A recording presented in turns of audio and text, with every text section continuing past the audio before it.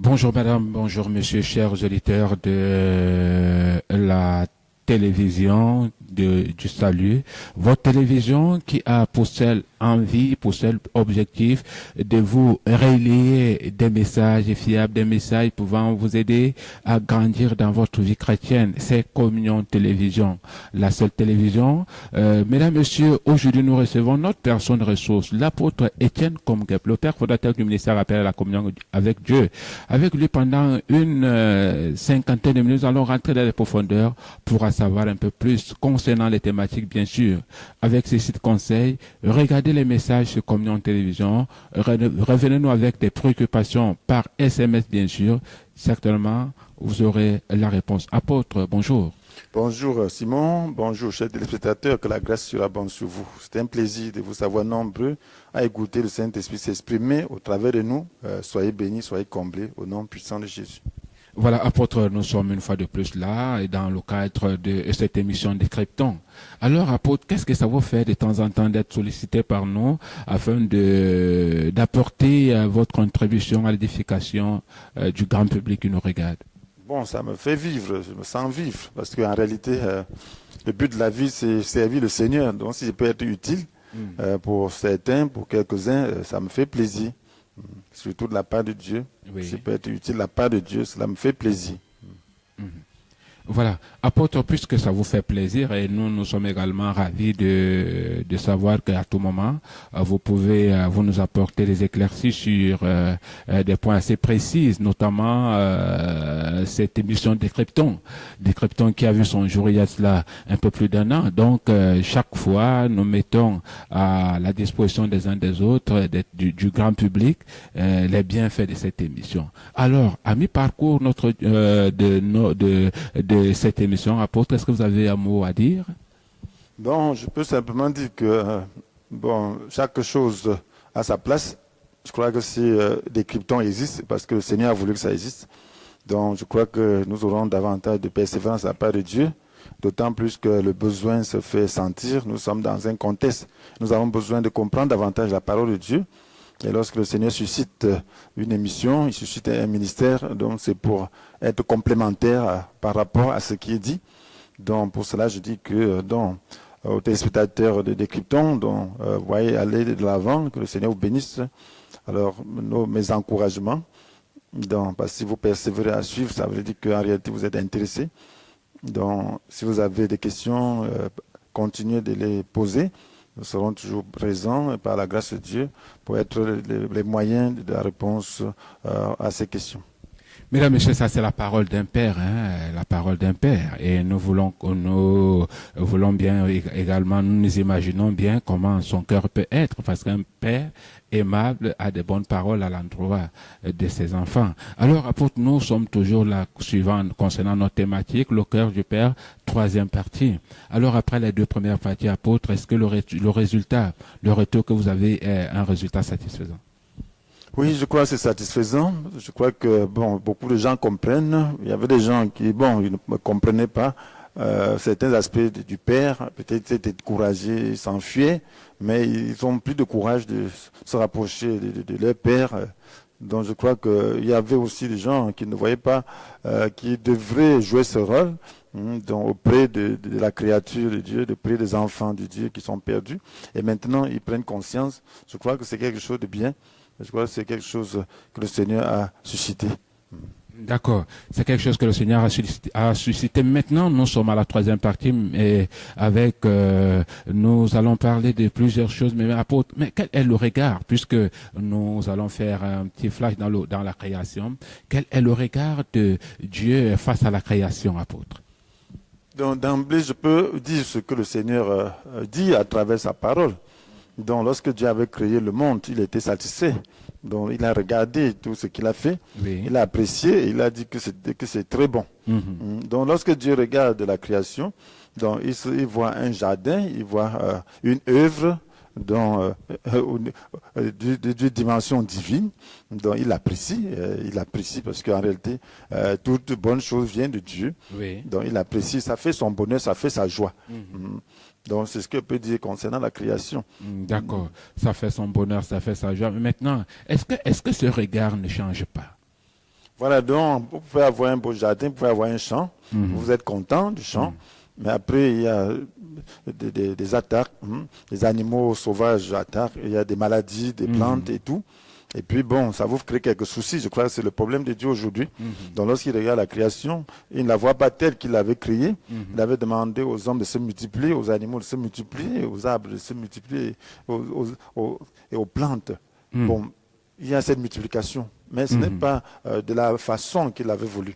Oui. Donc il y a du désordre. Donc, Oui. il y a de la maladie dans la création. Donc il y a de la révolte, il y a du conflit. Donc lui n'est pas content de cela. Donc, D'accord, ceci vous pousserait à nous dire que le Seigneur est quelque peu déçu de ce qu'il voit faire sa création. Oui, oui, il est déçu. À l'époque de Noé, la Bible dit même que Dieu avait regretté d'avoir créé l'homme. Donc, vous voyez un père qui regrette. Vous avez un père, je me souviens, un père qui regrettait d'avoir eu la naissance d'un de ses enfants. Donc, lorsque vous regrettez, ça veut dire que vous êtes vraiment soucieux, il vous cause la peine. Mais c'est votre enfant, vous ne pouvez pas le tuer. Mais il vous chagrine, c'est ce que Dieu fait avec la création, sa création. Il ne peut pas détruire comme ça d'emblée. Et puis, donc, la création fait partie de lui-même. Donc, il supporte, mais ça lui fait mal. Ça lui fait mal. Il cherche les moyens de guérir, les moyens de contenir le mal. Donc, et c'est ce qu'un bon jardinier fait, ce qu'un bon parent fait. Donc, il cherche à discipliner un enfant pour le redresser, pour qu'il puisse revenir au bon sentiment. Et donc, lorsqu'il ne peut pas, alors ça le chagrine. D'accord. Vous voulez nous dire que, apôtre, après ce mécontentement, le Seigneur s'active toujours à remettre les choses en ordre? Bien sûr, c'est ce qu'il veut. Oui. Ouais, il veut toujours remettre les choses en ordre. Vous voyez, dans les familles africaines, je ne sais pas si ça se fait chez les Européens, mais je crois partout dans le monde.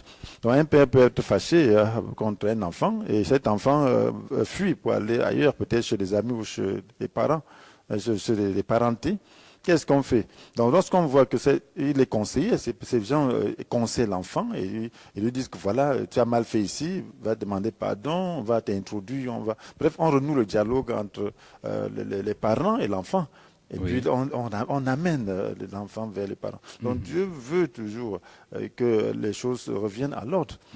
Donc, Dieu veut que la création puisse vraiment être ce qu'il a voulu. Oui.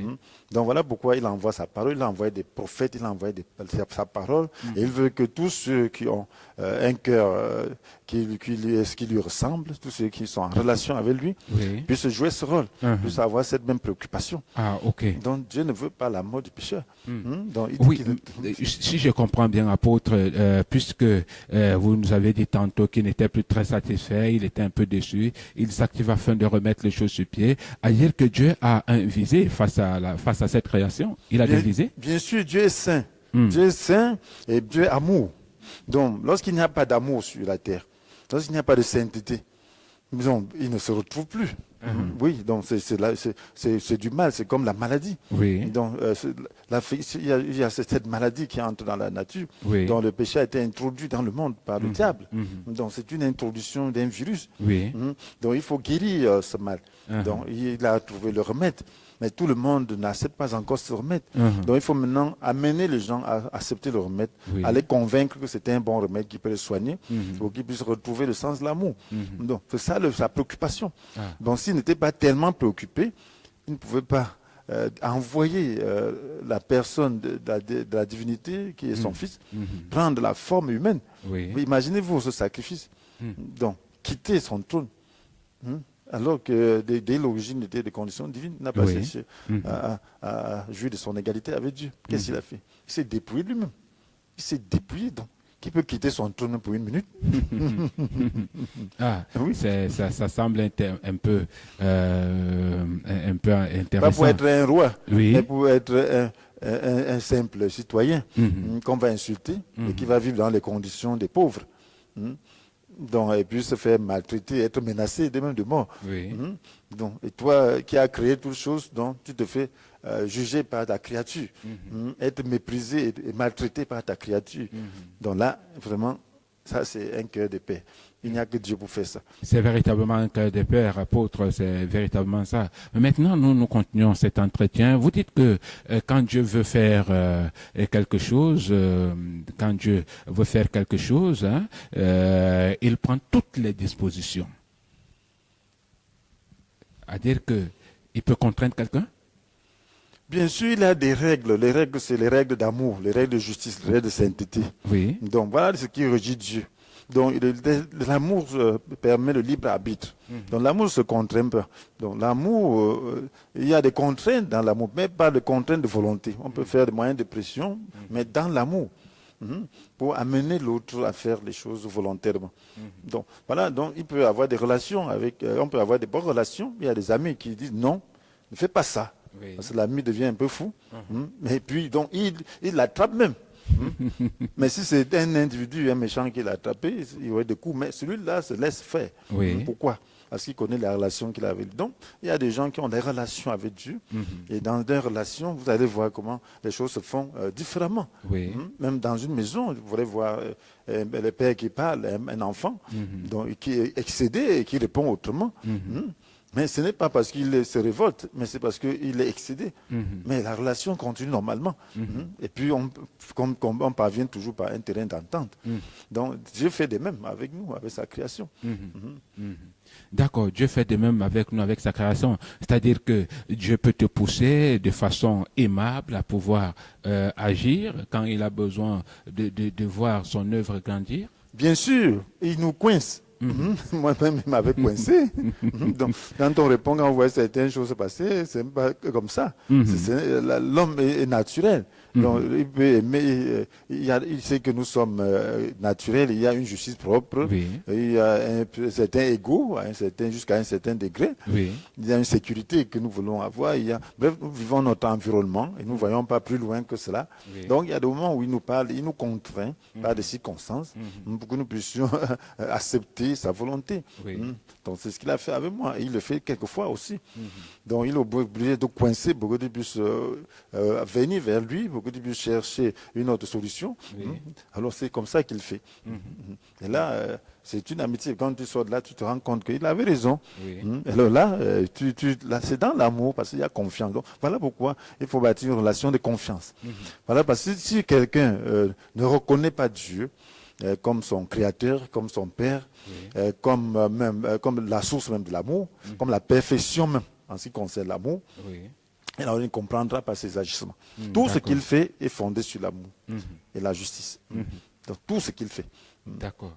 Tout ce qu'il fait est fondé sur l'amour et la justice. Mesdames, Messieurs, chers téléspectateurs, si vous venez de vous connecter à l'instant, vous êtes bel et bien sur Communion Télévision, l'émission que vous regardez, décryptant votre contribution par SMS, bien évidemment. Vous pouvez nous envoyer essentiellement les SMS pour poser soit un problème, au cas contraire, déplacez-vous simplement pour vous retrouver du côté du ministère Appel à la communion avec Dieu.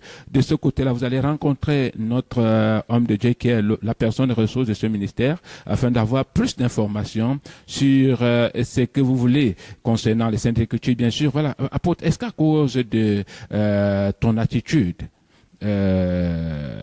plusieurs de ton entourage peuvent être touchés? Oui, l'attitude parle beaucoup plus que même les paroles.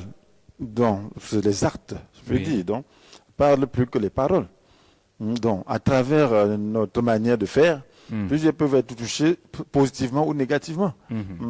Donc, positivement, alors, si ce sont des bonnes actions, négativement, si ce sont des mauvaises actions. Donc, je crois que l'attitude importe. C'est un message très, très important. Le Seigneur, l'apôtre Paul dit que nous sommes la lettre écrite de Christ. Donc, la lettre écrite, donc, quand on nous voit, on doit lire le Christ. On doit lire un message. Dans notre comportement, le Seigneur nous dit de nous comporter de manière à être la lumière. Ça veut dire que nous devons éclairer, nous devons donner, et nous devons être la norme. Montrer aux gens le chemin qu'ils doivent suivre. Donc, montrer aux gens ce qu'ils doivent faire dans des circonstances précises. Alors, c'est ce que Jésus a été. Jésus est venu, on a dit qu'il était la grande lumière, une grande lumière qui est venue au milieu des ténèbres pour éclairer.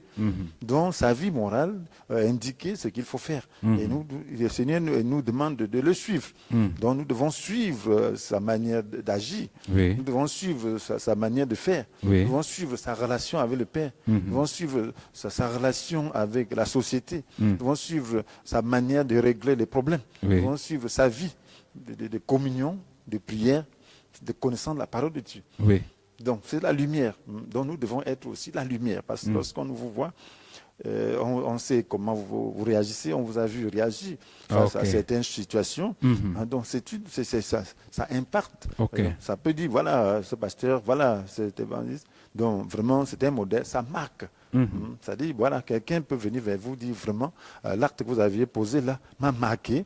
Et dorénavant, je sais comment faire dans une telle position. J'ai eu une même situation, et puis j'ai agi de même. J'ai pensé à ce que vous aviez fait, et j'ai agi de même, et ça a marché. Donc, c'est très important. D'accord. C'est très important. Apôtre, mais il y a à dire que quand on a vu tout cela, on dirait que la création est importante devant Dieu. Oh, la création. Oui, Dieu a créé le monde en 6 jours. Il s'est reposé. Cela veut dire que c'était un travail. Et Dieu fait allusion à ce travail. Oui, Dieu contrôle la nature entière. Et la Bible dit que même pas un moineau ne tombe à terre sans son avis. Donc ça veut dire qu'il travaille. Donc on se voit le moineau là, il sait pourquoi il a créé le moineau. Quand un moineau voltige là, il est content, il regarde.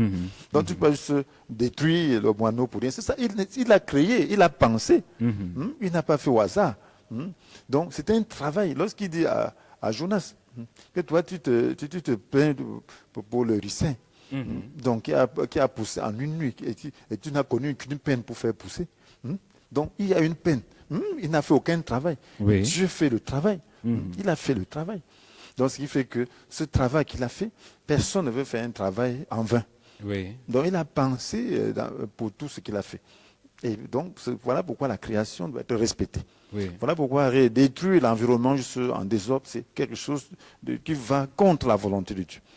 Donc on doit respecter l'environnement. On ne doit pas détruire juste n'importe comment. Donc on ne doit même pas détruire les bêtes n'importe comment. Donc on doit savoir pourquoi on fait ceci ou pourquoi. Parce que c'est des créatures de Dieu, ça ne nous appartient pas. Donc on doit respecter ces règles. D'accord. On doit respecter ces règles, c'est la créature de Dieu et on doit respecter ces règles. Mais maintenant, apôtre, nous référant au livre de Jonas, quel était son véritable problème? C'est Jonas en question.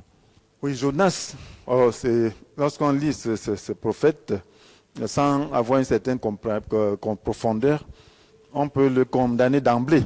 Mais Jonas a agi exactement comme plusieurs d'entre nous agiraient. Parce que nous avons de l'affection pour les nôtres, nos concitoyens. Et tout. Donc, voilà, Jonas, qu'est-ce qu'il a fait? Et il avait la connaissance de ce qui allait se passer. Plus tard. Donc, il avait la connaissance de ce qui allait se passer concernant l'Empire assyrien. Donc, l'Empire assyrien, on avait prophétisé que l'Empire assyrien allait donc amener en déportation le peuple d'Israël, qui était le peuple de Jonas.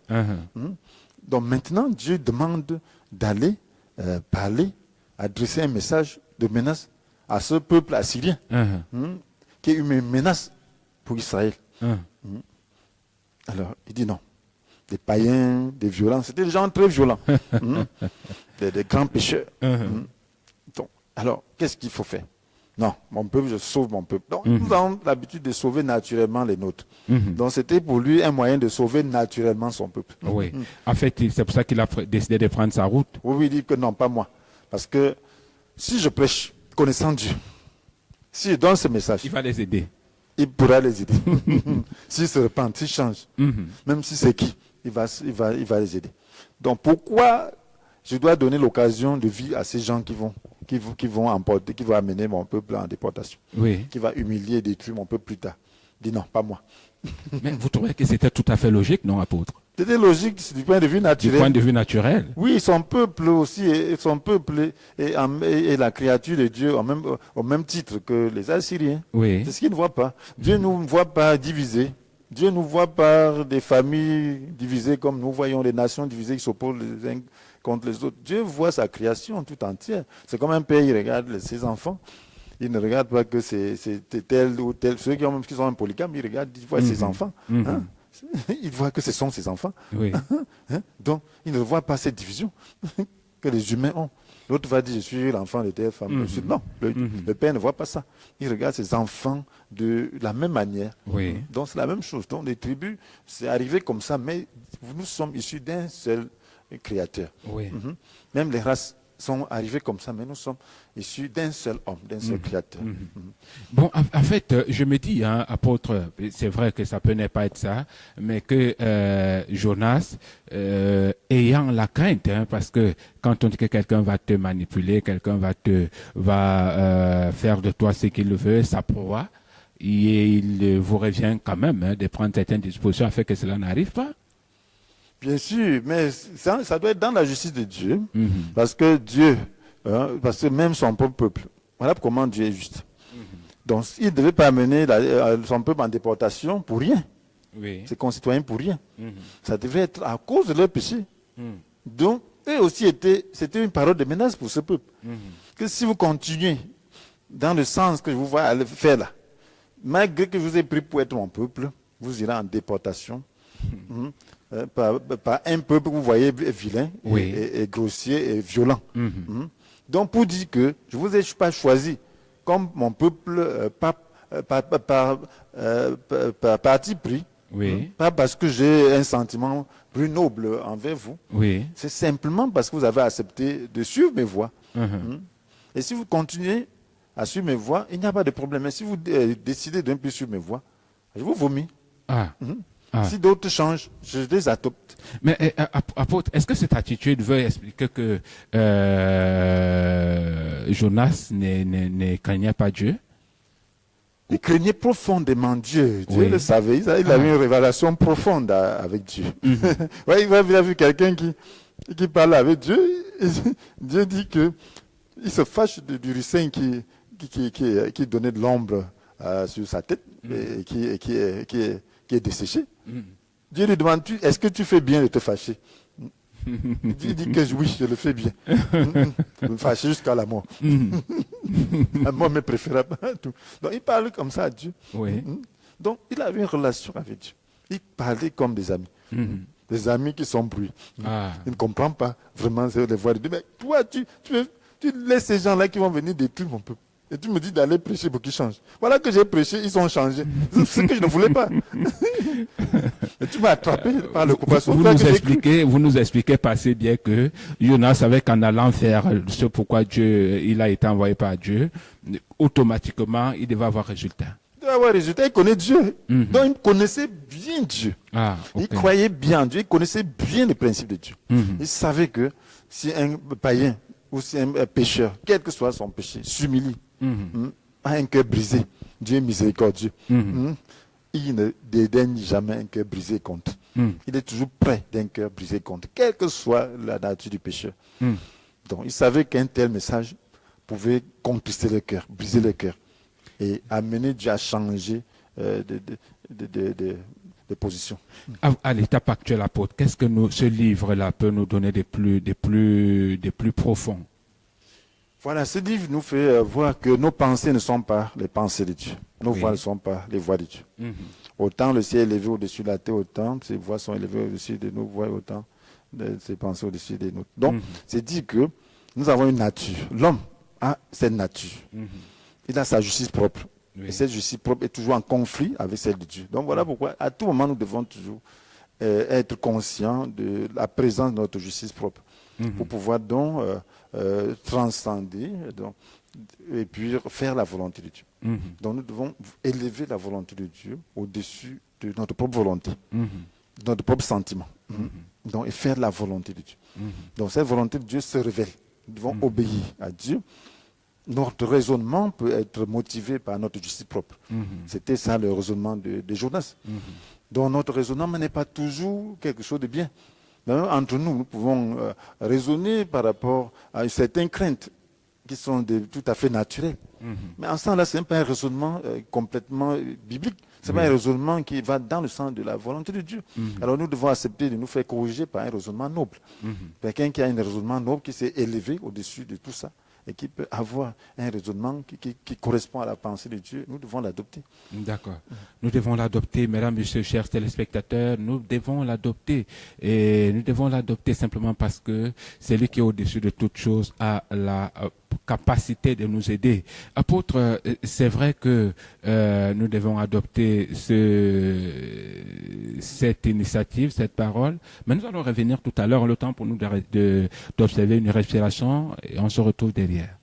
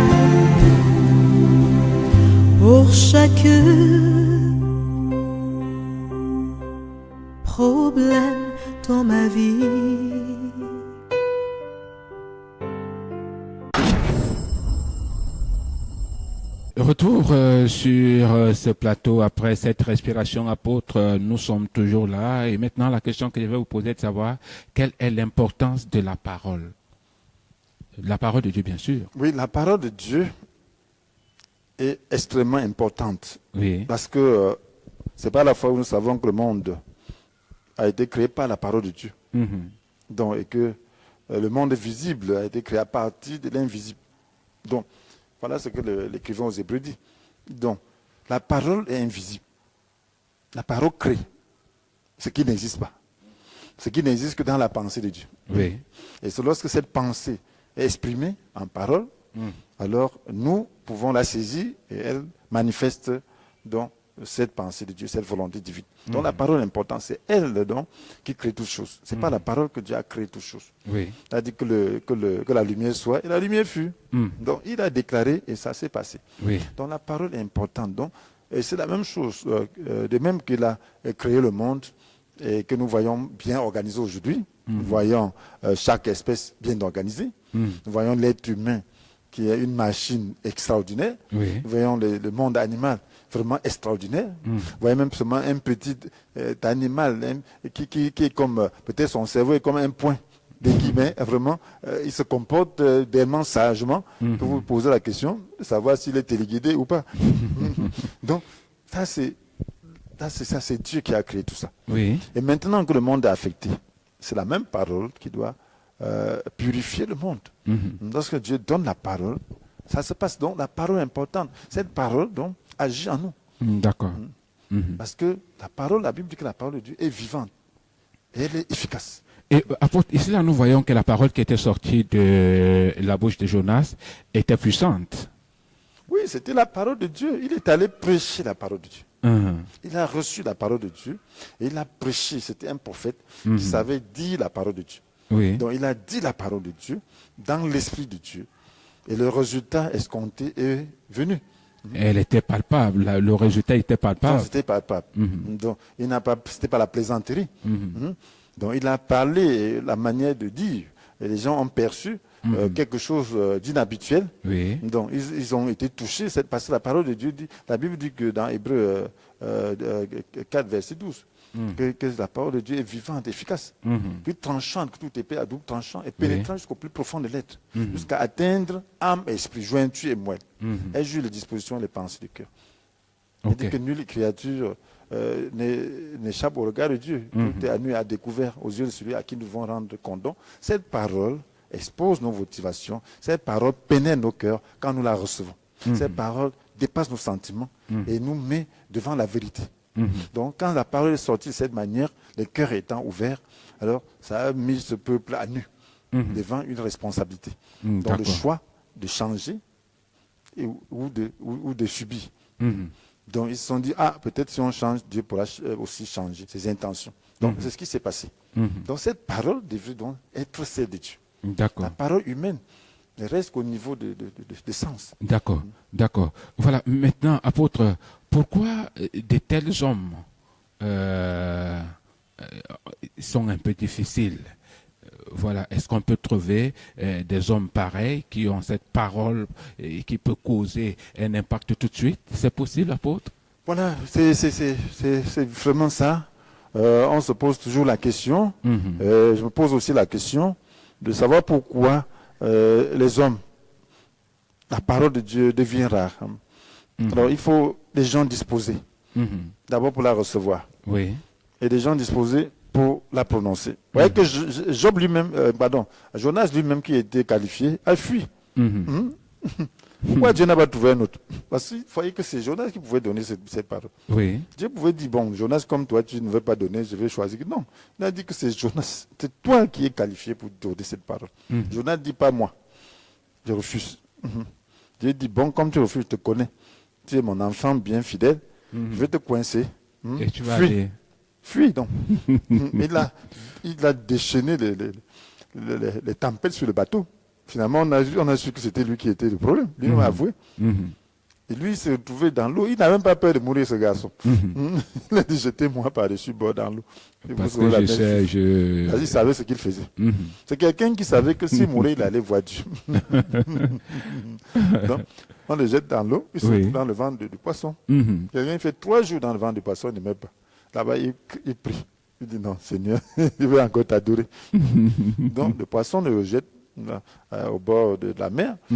Et Dieu lui dit, il pense que ses peines sont finies. Dieu lui dit, va faire la commission que je t'ai donnée là. Maintenant, il s'exécute, il dit, non, fais encore 3 jours dans le ventre du poisson. C'est assez compliqué. Non. J'ai agonisé. Je savais que je mourrais. Je ne veux plus faire une telle expérience. Il est parti déclarer. Donc, déclarer les paroles de Dieu n'est pas facile. La recevoir aussi n'est pas facile. À dire que ce qui fait problème, c'est quoi, apôtre, les porteurs de cette parole ou ceux qui l'écoutent? Les porteurs, surtout les porteurs. Les porteurs. Donc il faut porter la parole et la délivrer simplement. Oui. Il faut des dispositions. Mhm. Vous voyez comment le Seigneur Jésus avait demandé à ses disciples de ne pas aller continuer, un peu, juste dire que Jésus est ressuscité dans la chair. Oui. Ils étaient en mesure, comme il s'était présenté à eux, ils étaient en mesure d'aller dire, ah, nous on l'a vu, on a mangé avec lui. Mhm. Mais qu'est-ce qu'il a dit? Attendez, n'allez pas, jusqu'à ce que vous ayez reçu la puissance d'en haut. Mhm. Mhm. Ils pouvaient aller, ils ont vu, quelle que soit leur passion, Mhm. ça ne pouvait pas causer d'effet. À un moment donné, ils avaient été fatigués, puis c'était dans la chair. Mhm. Ils étaient convaincus qu'ils ne devaient plus avoir d'argument. Mhm. Mais là, parce que la parole est défiée, on ne s'adresse pas seulement à des êtres naturels. Oui. Il y a une opposition. Mhm. Il faut que la parole de Dieu puisse agir, puisse être puissante. Mhm. Il faut des moyens spirituels. Alors il fallait que ces disciples aient ces moyens spirituels. Mhm, Pour que d'accord. leur parole puisse briser les forteresses. Mhm. Les forteresses, toutes ces connaissances-là, et des mensonges que le diable a tissés dans les cœurs. Le diable avait déjà menti dans le contexte des premiers disciples que Jésus avait été volé. Mhm. Et puis que c'était un imposteur. Oui. Donc maintenant, pour percer ça, il fallait la puissance. Mhm. Donc, D'accord. et parce que ce sont des. Vous voyez, la vérité vient de Dieu et c'est accompagné de l'esprit de Dieu. Mais le mensonge aussi vient du diable et accompagné d'un esprit. Donc il faut balayer ces esprits-là. Et ce n'est pas la parole de l'homme qui peut faire cela. Mhm. Et nous voyons ici qu'apôtre la parole de Jonas à Ninive, dès qu'elle a été écoutée, une seule fois seulement, il y a eu un résultat. Et ce qui est surprenant, c'est que ce même Jonas ne s'est pas réjoui de cette parole. En fait, après avoir fait ce travail, il ne s'est pas réjoui. Alors que j'aurais bien voulu être à la place de Jonas, Oui. de voir un bon résultat et adorer Dieu, me rouler par terre, dire Seigneur merci, que les gens se répandent, que sa parole était efficace. Oui. Voilà quelqu'un qui fait un travail excellent, mais qui ne se réjouit pas du résultat. Vraiment, vous voyez, l'homme est compliqué de toutes les façons. L'homme n'est jamais satisfait. Oui. C'est qu'un autre cherche, lui, il en a et puis il pense qu'il n'a rien. Il n'a rien fait. Donc, à cause simplement de son état, de son attitude. Mhm. Voilà, parce que la chair nous vole tout. Parce qu'il avait eu des rapports charnels vis-à-vis des siens. Oui. Donc, ça lui a tout volé. Volé toute la graisse. Donc, cette parole efficace, vous voyez, ces mêmes paroles, de garder les pierres à la Pentecôte, après la Pentecôte, avant cela, il parlait. Ces paroles il n'était qu'à la défensive. Oui. Il dit que non, je ne connais pas Jésus. Non, ainsi de suite. Mais après la Pentecôte, il pouvait se tenir devant une foule et dire que Jésus que vous avez crucifié. Avant, il disait qu'il n'est pas de Jésus. Il avait peur. Mais après, il dit c'est Jésus, c'est en son nom. C'est en son nom qu'il y a ce miracle. C'est Jésus-là que vous avez crucifié. C'est lui qui a envoyé le Saint-Esprit, pour le dire. C'est lui qui envoie l'Esprit dont vous voyez les manifestations là. Que repentez-vous, soyez baptisés en son nom. Oui. Et puis, ça a fait 3000 personnes se repentent. Et maintenant, apôtre, qu'est-ce qui fait problème ici? Est-ce que ceux qui annoncent l'évangile à nos jours n'ont pas des résultats tels que Jonas l'avait eu parce qu'ils ne sont pas puissants ou bien ils ne le font pas avec toute la détermination? Voilà, il y a un problème. Le problème, c'est d'abord les annonceurs. Oui. C'est nous. Mhm. Parce que nous n'acceptons pas les conditions de Dieu. Mhm. Nous n'acceptons pas d'être brisés. Mhm. Nous n'acceptons pas d'être désintéressés. Mhm. Nous n'acceptons pas d'avoir son cœur. Oui. Nous n'acceptons pas de nous faire former par lui, par son école. Nous n'acceptons pas de nous faire imparter par son esprit. Oui. Donc c'est nous. Nous voulons dire ce que nous voulons. Mhm. Nous avons une petite connaissance de sa parole. Nous voulons philosopher. Oui. Nous voulons dire juste des connaissances. Au lieu de dire ce que Dieu a dit. Oui. Moïse avait dû attendre 6 jours. Mhm. Dieu l'appelle. Il arrive en sa présence, il ne lui parle pas. Il reste là 6 jours, il ne lui a rien dit. Mhm. Est-ce que nous sommes patients pour avoir la parole de Dieu? Hein? Tu m'as dit que bon, comme tu ne parles pas, j'ai la tête, je réfléchis. Mhm. Tu connais beaucoup. Tu vas encore me dire quoi? Je devais donner les 10 commandements. Je devais donner des ordonnances liées à leur contexte culturel, leur contexte culturel, ainsi de suite. Donc, il devait prendre ça d'où? C'est des choses qui n'existaient pas. Dieu devait lui donner. S'il ne prenait pas ça, il n'aurait rien eu. Il n'aurait pas eu toutes ces règles, c'est les Pentateuques, là, toutes ces règles et tout. Donc, vous voyez, mais il fallait qu'il reste se dépouiller d'abord des environnements, qui se calme, qui puisse vraiment être dans un état d'esprit à recevoir. Mais nous sommes souvent très pressés. Et nous piquons ici, nous piquons là-bas, nous piquons ici sans conteste. Bref, on ne comprend pas, on pique même chez le diable, on pique partout. Et puis on pense que c'est la parole de Dieu. Ce n'est pas ça la parole de Dieu. La parole de Dieu doit être reçue et avoir la conviction qu'on l'a eue. Ok. Mais maintenant, apôtre, on poserait la question, je vous poserai la question de savoir quelle est la responsabilité de l'homme. La responsabilité de l'homme est très grande. Parce que sans l'homme, l'autre homme ne sera pas sauvé. Oui. Elle est très grande. Et c'est pour ça que ça me fait peur. Ça me fait vraiment peur. Parce que je ne sais pas quel homme, je loue ceux-là qui se tiendront devant Dieu et qui n'auront rien à se reprocher. Parce que cette responsabilité, quand nous verrons le dégât que nous avons causé par notre inaction ou par notre raisonnement personnel et par notre négligence, par notre manière de faire, quand nous verrons l'impact, quand Dieu vous montrera cela, vraiment, c'est terrible. D'accord. Mais est-ce qu'il peut quand même compter sur l'homme en tant que Dieu? Il peut compter sur l'homme pour convertir plusieurs? Bien sûr, Dieu veut sauver plusieurs. Dieu veut sauver plusieurs. Et parce qu'il veut sauver plusieurs, l'homme est incontournable. Voilà pourquoi il est toujours patient envers l'homme. Donc Dieu veut que l'homme puisse vraiment coopérer avec lui. En contribuant efficacement au salut, peut-être? Il faut que l'homme puisse se disposer pour être utilisé par Dieu. Donc l'homme doit être utilisé par Dieu. Et pour qu'il puisse être utilisé par Dieu, il faut qu'il se dispose. Il faut qu'il comprenne la voie de Dieu.